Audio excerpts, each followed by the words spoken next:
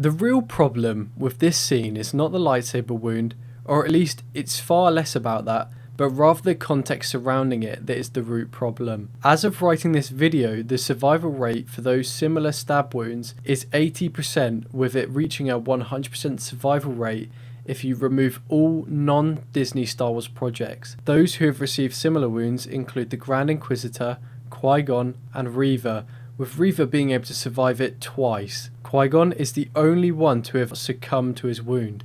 With a survival rate that high, it is not surprising at all that the audience is beginning to be conditioned and desensitized to this type of wound, with many audience members now not caring for the characters as they anticipate the character to make a full recovery. This becomes problematic when the creators intended the scene to carry emotional weight or to create suspense. So here's all the issues with this scene. It's not even too long before we are shown Sabine is fine and back to full health, and the perception us audience members are given is that it takes less than 1 day to do so. This should have resulted in her being immobile or unable to help Ahsoka, especially as I suspect the Bacta tank would have needed to be utilised to help her recover. Sabine is also known to be a main character, so having her injured this early on is not that worrying, for even if she was not revealed to be alive for an episode, people would expect her to make a return, especially with how common it is to fake people's deaths in Star Wars,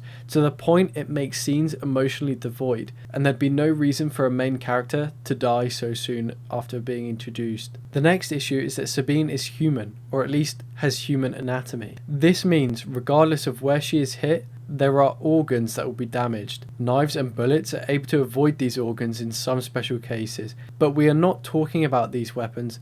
We are talking about a lightsaber that heats up to extreme temperatures and slices people like butter. This means the fatality rate should be much greater, especially if we are talking about the Grand Inquisitor or Reva, as they don't receive immediate health care. Despite lightsabers' extreme temperatures cauterizing and disinfecting the wound, it does not stop your body from shutting down, and extreme pain can result in a patient dying, which if we look back at history, surgeries were often conducted at pace in order to prevent such issues, so prolonged burning would not do you any favours. There is ample opportunity for Shin Hati to create a large cut able to kill Sabine before Ahsoka can intervene, as lightsabers have proven to do so effectively in the past, and would not need to take more than a couple of seconds to do. I've seen a defense for this, and that is Ahsoka would have been able to kill her if she stuck around for too long, which would not have needed to be the case considering how quickly this action can be done. People have tried to justify everyone walking away scot-free,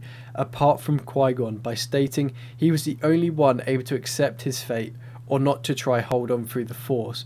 But even if this was the case, this would only be possible for so long and would require everything I have mentioned to have failed. This does not mean that I don't think Sabine's character should have survived here. I feel like this moment was misused and should have instead been dealt with differently. It especially does not help when this is the one time that surviving an injury like this could even be plausible. Reva should have never survived her wounds, especially as she should have died during Order 66, and the Grand Inquisitor should have never had a fake out death, for he was known to survive until Rebels. So if we remove these, yes, people would not feel so contrived about this, and I also feel like judgments are being drawn too soon when we still have more episodes yet to release. Upon release, we may discover that Shin Hati is not as evil or nasty as we're being shown at this moment, so spared Sabine instead of cutting her into pieces. Lastly, a scene like this would be more effective if it were not revealed Sabine's survival until a few episodes later, or she was placed in a Bacta tank, or if it happened much later on in the season,